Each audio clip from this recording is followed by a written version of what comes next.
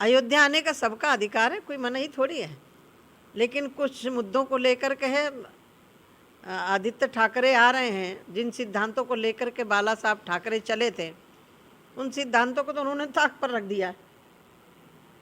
राष्ट्रपति का चुनाव है, मैं किसानों का भुगतान भी हो रहा है। राष्ट्रीय स्तर पर यदि मैं देखूं तो आए दिन पूरा देश आतंकवाद के साए में भयभीत रहता था। किस गली में, किस मोहल्ले में, किस मंदिर में, किस कचहरी में बम विस्फोट न हो जाए। माननीय प्रधानमंत्री जी के बागडोर संभालने के बाद आज जो भी आतंकवादी कहीं धोखे से घुस भी आता है, इतना खुफिया तंत्र मजबूत है कि पकड़ा जाता है। बनारस तो दिव्य काशी, भव्य काशी, और आप देख रहे होंगे कि सीधे गंगा जल ले करके बाबा विश्वनाथ जी का जलाभिषेक करें।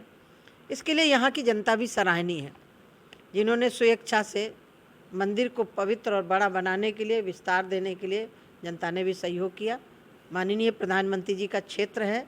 आज काशी के अंदर में कभी एयरपोर्ट उतरती थी तो यहाँ पहुँचने में 2-2, 3-3 घंटा लग जाता था कई बार, आज 15 मिनट 20 मिनट में आ गए एयरपोर्ट से। मैम, एक छोटे से क्षेत्रफल काशी विश्वनाथ धाम के बगल में एक छोटा सा एरिया है, उस एरिया के लिए देश में हिंसा हो रही है, देश के अलग अलग राज्यों में पत्थरबाजी हो रही है, बुलडोजर से कार्रवाई भी हो रही है।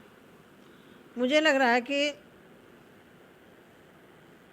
मैं अपील करना चाहती हूँ, आपको विश्वास है कि वहाँ कोई हिंदू चिन्ह नहीं है या प्रमाण नहीं है तो आप भयभीत क्यों हो रहे हो?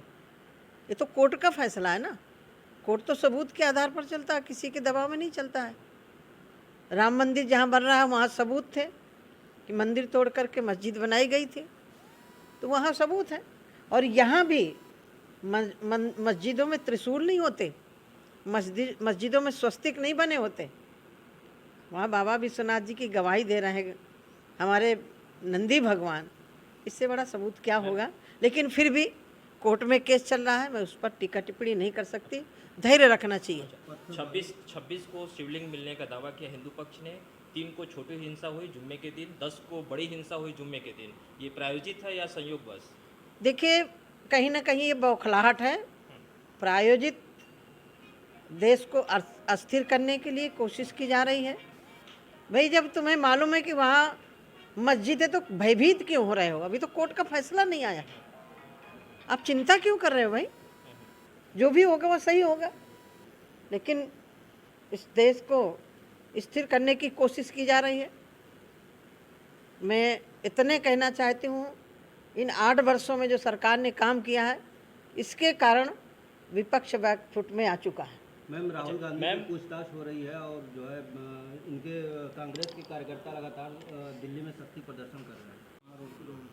मैम, 8 साल सरकार के पूरे हुए हैं, उसमें सहभागिता आपकी भी रही है, क्या कुछ आज कार्यक्रम है शहर में? 8 साल बेमिसाल।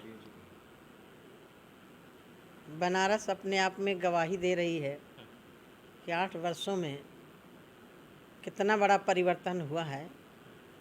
यहाँ के लोगों को मुझे लग रहा है कि प्रमाण की ज़रूरत नहीं है, प्रत्यक्षम किम प्रमाणम। पूरे देश के लिए भारतीय जनता पार्टी का जो सिद्धांत था, जिन मूल्यों को लेकर के भारतीय जनता पार्टी का गठन हुआ था, पंडित दीनदयाल जी की सोच अंत्योदय, अंतिम पंक्ति पर बैठे हुए व्यक्ति तक देश के पैसे का हिस्सा उसको मिलना चाहिए। माननीय प्रधानमंत्री जी ने गरीबों को फोकस करके काम किया और आप देख रहे हैं इन 8 वर्षों में 3.5 करोड़ के लगभग हम गरीबों को मकान दे चुके हैं, 9 करोड़ के लगभग गैस चूल्हा दे चुके हैं, शौचालय के तहत जिसको लोग मजाक उड़ाते थे। मेरा मानना यह है कि जाके पैर न फटी पेवाई, वो का जाने पीर पर आए। जिसके घर में शौचालय नहीं होता, हमसे ज़्यादा कोई अनुभव नहीं कर सकता। मैं उस रास्ते से गुजरी हूँ, उस गांव में रही हूँ, मुझे मालूम है। बरसात के सीज़न में, सर्दी के सीज़न में, गर्मियों में सूर्यास्त की प्रतीक्षा में महिलाएं बैठी रहती थी। माननीय प्रधानमंत्री जी ने महिलाओं को जो इज्जत घर दिया, मुझे लग रहा है कि इससे बहुत बड़ी महिलाओं की बीमारी रुकी, क्योंकि कहीं ना कहीं बीमारी का कारण भी बनता था। बहुत सारे ऐसे परिवार थे जो स्वयं गैस चूल्हा नहीं खरीद सकते थे, और कई ऐसी एरिया हैं जहाँ लकड़ी का संसाधन नहीं था।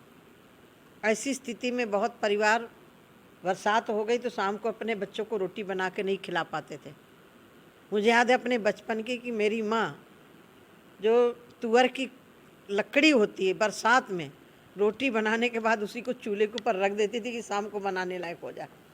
आज माननीय प्रधानमंत्री जी ने गरीबों को गैस चूल्हा भी दिया, शौचालय भी दिया, आवास भी दिया और किसानों को सम्मान निधि। आप देखते, मुझे लग रहा है कि जब माननीय कोई भी किसी में पूछताछ होती है तो कांग्रेस को बौखलाहट क्यों है? यदि किया नहीं तो पूछताछ तो हो रही है, दूध का दूध पानी का पानी हो जाएगा, क्यों बौखलाहट हो रही है? छोटा आदमी पकड़ के पूछा जाए तब कोई मतलब नहीं है। अब तुम्हारे लीडर हैं, यदि नहीं कुछ किया तो क्यों चिंता कर रहे हो? अच्छा मैम, प्रदेश में जो दंगाई है उसको लेकर विपक्ष कुछ बोल नहीं रहा है, उल्टा कह रहा है कि सरकार कानून अपने हाथ में ले रही है बिना। तो सरकार कानून तो हाथ में लेगी, कौन लेगा कानून? सरकार कानून छोड़ देगी तो क्या होगा प्रदेश का? और दंगाई है तो क्या उनकी आरती पूजा उतारी जाएगी? आपके लिए कोई आपसे आपकी तरफ से कोई